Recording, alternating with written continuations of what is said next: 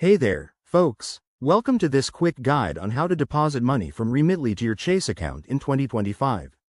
If you're dealing with international transfers or just need to move funds seamlessly, you're in the right place. Remitly is a popular app for sending and receiving money globally, and linking it to Chase can make your life a lot easier. Let's dive right in and walk through the steps together. I'll keep it simple and straightforward so you can get it done in no time. First off, make sure you have both a Remitly account and a Chase bank account set up. If you don't, download the Remitly app from your phone's app store and create an account. It's free and takes just a few minutes.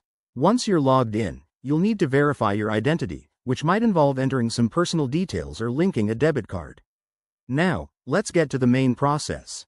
Step 1. Open the Remitly app and log in with your credentials. Look for the Receive Money or Transfer to Bank option. This is where the magic happens. Select your country and currency if prompted, as Remitly supports various international options. Step 2. Choose Chase as your bank. You'll need to enter your Chase account details, like your account number and routing number.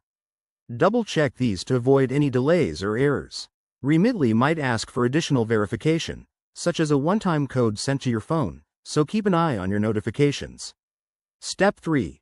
Enter the amount you want to deposit. Remitly will show you any fees or exchange rates upfront, so you can decide if it looks good. Once you're happy, hit the Confirm button to initiate the transfer. Processing times can vary. It might take a few minutes to a couple of days, depending on your location and bank policies. A quick tip: always use secure networks when handling financial apps, and keep your accounts updated with the latest security features.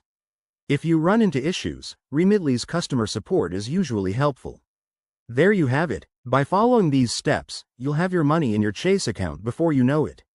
If this video helped, give it a thumbs up and subscribe for more finance tips. Thanks for watching, and see you next time.